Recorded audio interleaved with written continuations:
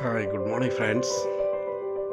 ఇది Dubai Burj Khalifa area.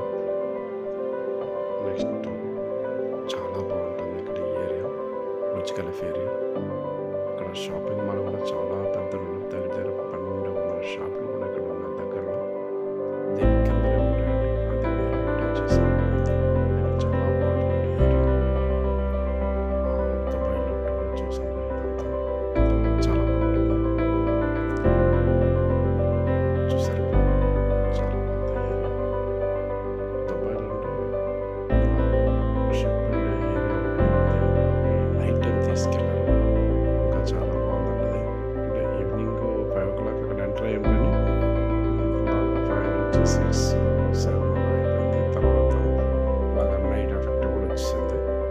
Night time evening 6కి enter అయ్యి నైట్ అంతా అలాగా నైట్ 12 o'clock వరకు సీ మధ్యలోకి వెళ్ళడం జరిగిందండి. సీ మధ్యలోకి వెళ్ళాక అక్కడ నుంచి ఇంకా వెదరు, నెక్స్ట్ లైటింగ్ చాలా బాగుంటుంది. అక్కడ నుంచి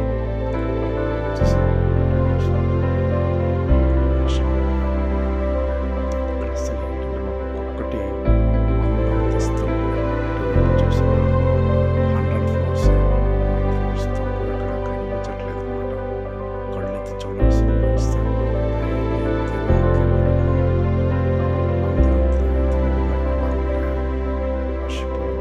జర్నీ చేస్తారు చాలా మంది. లొకేషన్ నుంచి సీ మధ్యలో పెడుతుంటారు చాలా మంది. అది కూడా చాలా బాగుంటుంది ఏరియా. చూడండి, ఇలాగా ఏది చూసినా 100 ఫ్లోర్స్.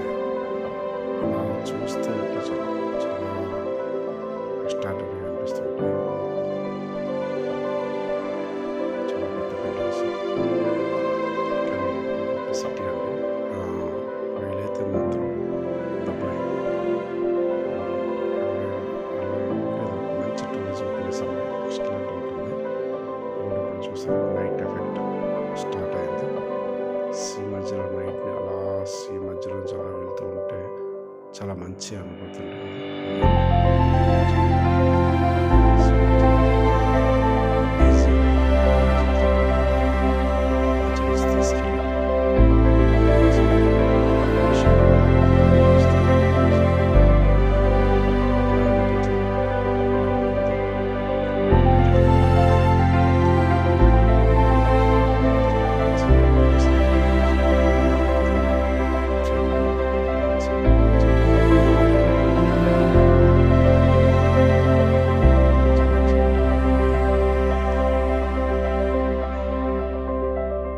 అలాగే చాలండి.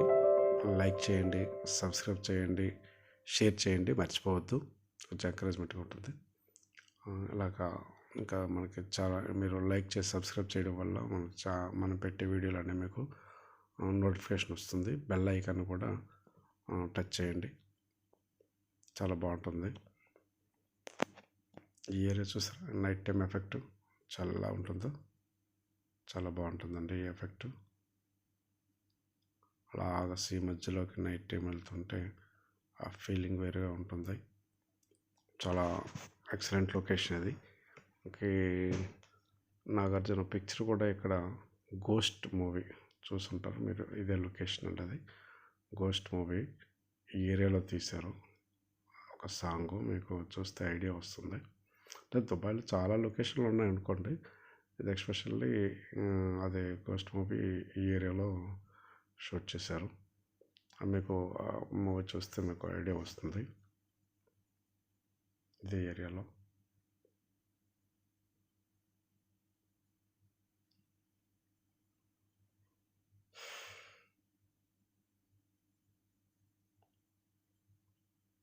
ఆ షిప్ మధ్యలో వెళ్ళేటప్పుడు చాలామందికి అది ఆ ఫీలింగ్స్ వేరే ఉంటాయి.